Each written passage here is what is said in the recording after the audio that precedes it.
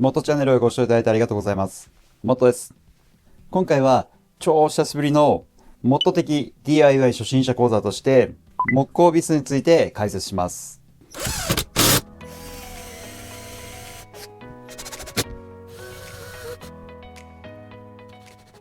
これから DIY を始めようかなと思っている方がホームセンターに行って悩む一つが太さ、長さ、素材など様々なものがあるので何を選ぶのが一番いいのかなってすごく迷われると思います。そして木ビスと一緒に使うドリルであったり使い方、こちらも簡単にご説明していきたいと思います。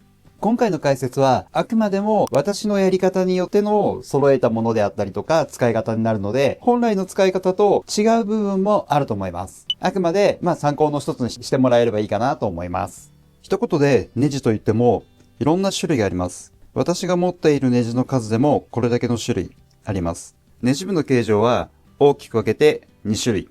半ネジと全ネジです。DIY ではこの半ネジタイプを使うことが多いと思います。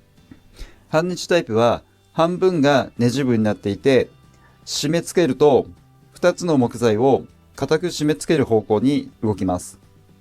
柔らかい木材 SPF やホワイトウッド、ホームセンターで売っている工作材ではこの半ネジタイプが有効です。半ネジタイプでもこちらのタイプはコーススレッドと言われる木ネジで DIY でも多く使うタイプです。このコーススレッドというのはネジ部のピッチが粗くなっているので木材に食い込みやすくて強く固定してくれます。全ネジタイプは全てにネジが切られているので2つの木材を強く引き寄せる力は弱いです。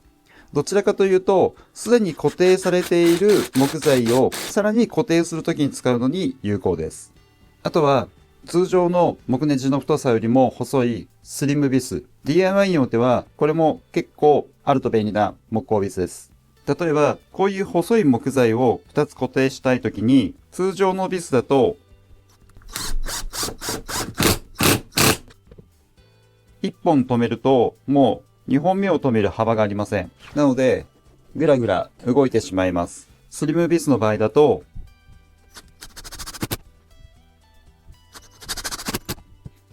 細い木材でも2個止めることができるので、しっかりと固定することができます。ビス頭の形状は大きく分けて、この3種類です。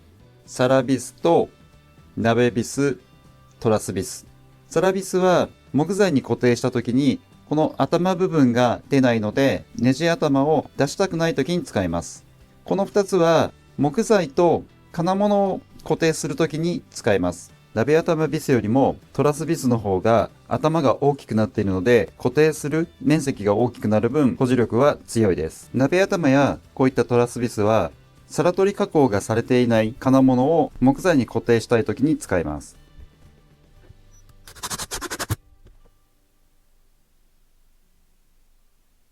材質は大きく分けてユニクロとステンレス、この2種類があります。ユニクロは鉄に亜鉛メッキ加工をしてクロメート処理をされた錆びにくい木工ビスです。室内で使うものや水がつきづらい場所ではこのユニクロを使った方が価格的にも安いので良いと思います。ステンレスはユニクロよりも強度があって錆びにも強いです。ウッドデッキの製作や水がつきやすい場所で使うのに有効です。ただし、ユニクロよりステンレスの方がちょっとお高めです。ウッドデッキの素材でアイアンウッドと言われる硬い木材を使う場合は、このステンレスではなくてデッキビスという専用のビスもあります。デッキビスはこの軸がもっと太くて強度がとても高いです。ビスの表示について解説します。ホームセンターに行くとこのような表示で販売されていると思います。4.2×65 ステンレス。4.2 は軸の太さ、65はビスの長さ、そして素材。この3つを見ながら選んでいきます。この 4.2 というのは、このネジ部の太さ。これが 4.2 ミリです。65はビスの長さ。通常固定するビスの長さは固定する木材の2倍から3倍、もしくは取り付ける木材プラス 20mm 以上。これが基本です。あとは取り付ける木材や素材によって多少前後してきます。私が通常ストックしているビスは、38mm から 41mm のコーススレッド、それと 65mm のコーススレッド、50から65のスリムビス、25から30のスリムビス。これはジグ製作でよく使います。それと、木材と金物を接合するときに使うトラスビス。メインはこの5種類を使って DIY をしています。次にネジ止めで一緒に使うと便利な下穴ドリルについてご紹介します。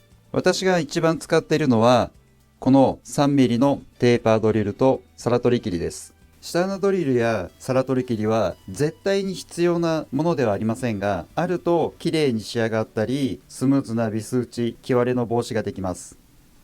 ビスに固定するときでこういう板の端を打ちたいとき、このまま打つと木割れを起こしてしまいます。こうならないために使うのが下穴ドリルであったり皿取り切りと言われるものです。ビスの上する時の適正な下穴ドリルの穴の大きさや深さはビスの太さ長さの 70% が良いとされています。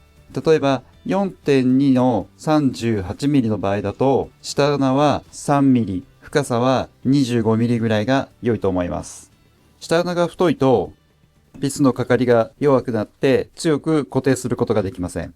3mm のテーパードリルだと先端が細くてこちらが太くなっています。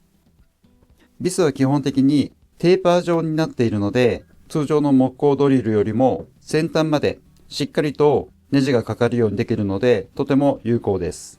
皿取り切りは下穴と皿取り加工が同時に行えるのでとても便利なアイテムです。ウッドデッキなどの固定ではもっと長いタイプの皿取り切りがあると便利です。これだと 65mm のタイプでも対応できます。蝶つがいなどの皿取り加工がされているビス止めではセンタードリルビット、これがあると便利です。これは先端ドリルが中から出てくるタイプのもので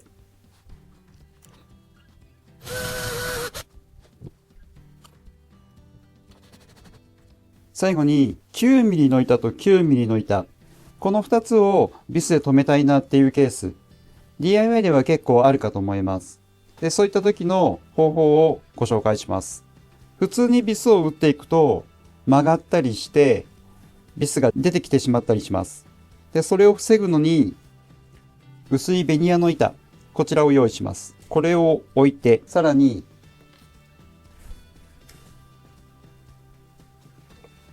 直角の線を引きます。これで 3mm の下穴ドリルを開けていきます。留める板厚が 9mm に対して、この板は 2.5mm を使っています。3mm の下穴ドリル。これを使うと、だいたい板厚の中心ぐらいに下穴を開けることができます。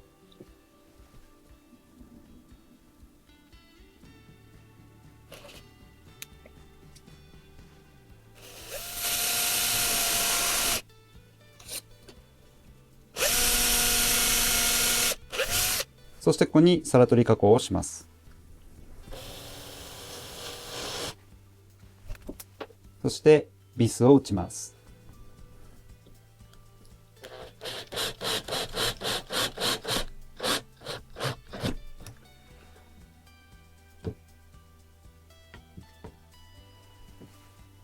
このやり方をするとビスが表に出ることもなくて、この板厚に対してある程度真ん中でビスを打つことができます。このようにどういう風にしたらまっすぐビスが少なく打つことができるかなを考えていくと、こういった端材を使ってセンターをガイドしてあげる。これだけで仕上がりが全然変わってきます。いろいろこういったのを工夫しながらやっていくと DIY も面白くなるかなと思います。いかがだったでしょうか。木ビスも選び方とか使い方を考えると意外と選ぶことって難しくなくて、そんなに難しく考えなくてもいい部分もあります。まずは失敗を楽しむことによって多くのことを学んでいくっていうのも DIY の楽しみ方の一つなので、まずは何でもいいから作ってみるっていうのがいいのかなと思います。モットチャンネルではこのような初心者講座やジグ制作、家具の制作などの動画を配信しています。よろしかったらコメント、チャンネル登録よろしくお願いします。それでは次回の動画でお会いしましょう。